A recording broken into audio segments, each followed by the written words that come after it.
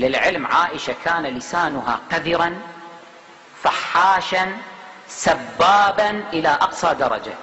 القتل بالنفس كلهم على هذا المنوال، ولكن بعضهم يتقن التقية وبعضهم لا يتقن التقية.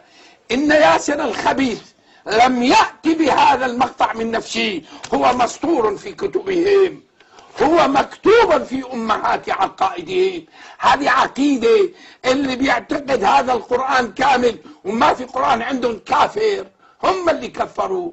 اللي يقول اللي يحبوا الصحابة عندهم كافر، ووصلوا إلى درجة يقولون اللي ما بيلعن، اللي ما يلعن، يعني أنت ما حبيت أبا بكر، ما حبيته، أنت كافر حتى تلعن أبا بكر وحتى تلعن عثمان.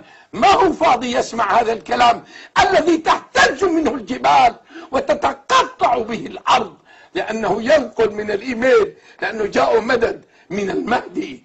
إننا سنظل في هذه القناة وفي غيرها ندافع عن أصحاب رسول الله صلى الله عليه وسلم، ندافع عن كتاب الله. هذه البدعة الجديدة والخبث الجديد اللي جاءوا به باسم قراءة يتواكى على آل البيت، وهو أشجع منهم وهو أعلم منهم الذين هم ورواة هذه القراءة. أتحداه، وإذا كان أدنى أنا أحكي عن أدنى وعلى غيره وعلى أقرب وعلى أعلى. أنت قلت 100 مليون، والله $1,000,000 لمن يأتي برواية متواترة عن آل البيت تخالف هذا الكتاب. كذابون أفاكون يريدون أن ينالوا من هذا الكتاب العظيم، كتاب ربنا، على ذلك الفعل. لذلك نحن بدورنا نستنكر هذا الفعل بشدة، ولا نقبل، بل لا نقبل حتى بسب الصحابة، وهذا الفعل لا يقبل به الإمام أحمد الحسن. لذلك نطالب من الأخوة الشيعة فعلا الذين يحبون أهل البيت أن يترفعوا عن هذه المسألة، أن يترفعوا عن هذه المسألة، وأن الذين يسبونهم فعلا لا يمثلون الشيعة في شيء. الشيعة هم أخلاق أهل البيت، أهل البيت سلام الله عليهم هم أخلاق النبي محمد صلى الله عليه وآله. ولذلك فكل من يخالف أهل البيت في أخلاقهم ليس من الشيعة ولا يعتبر من الشيعة. ولذلك أنا بدوري من هذا المكان باسم الإمام السيد أحمد الحسن أقول أن هذا الفعل غير مقبول، بل أن هؤلاء فسقة، وأن سب الصحابة لا يقبل ولا يرضي الإمام أحمد الحسن عليه السلام. لذلك أنبه على هذه المسألة وأحث الأخوة جميعا أن يلتزموا بذلك. هذا بالنسبة لما رأيناه، وفعلا هو يعني فعلا مشين. يعني الإنسان يعني المفروض يعني يترفع يعني عن هذا المستوى من الانحطاط الأخلاقي والمستوى يعني دا أعلم يعني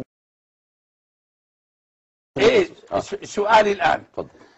بلغنا وأن التثبت، الله عز وجل يقول يا أيها الذين آمنوا إن جاءكم فاسق بنبأ فتبينوا وتثبتوا. هذه بقى قراءة حلوة، فتبينوا فتثبتوا، ما اختلف رسم عثمان، تبين نفس المعنى.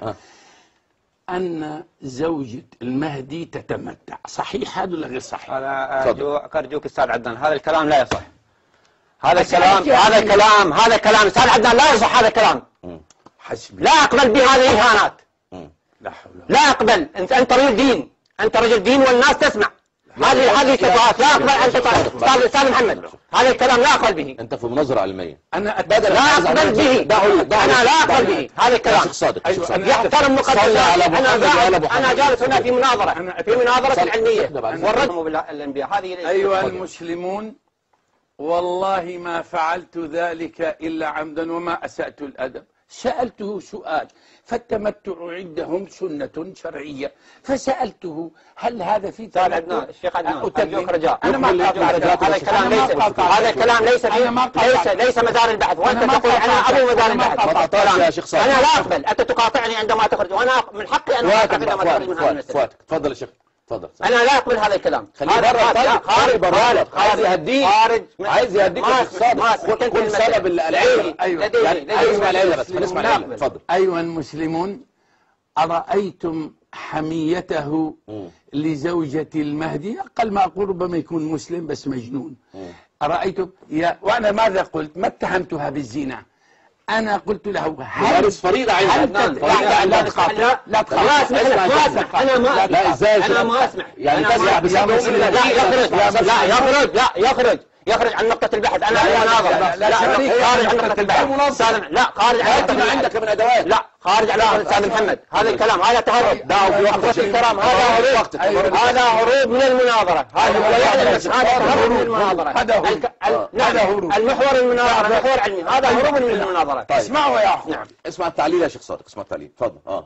أنا طرحت سؤال استبياني لم أتهم معاذ الله، والله لو أخر من السماء ما أتهم.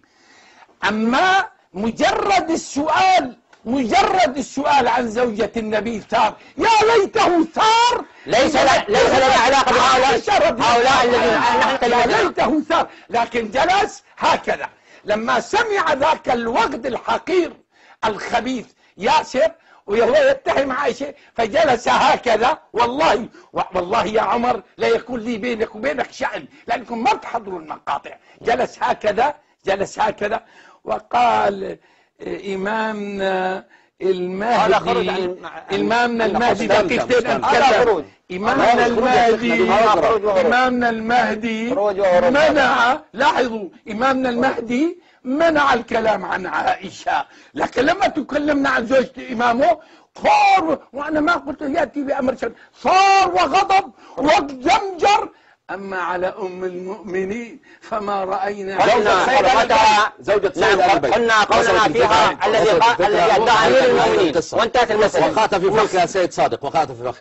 أي فخ وقعت في أستاذ محمد؟ أي فخ. نصب لك الشيخ فخا وقد وقعت فيه.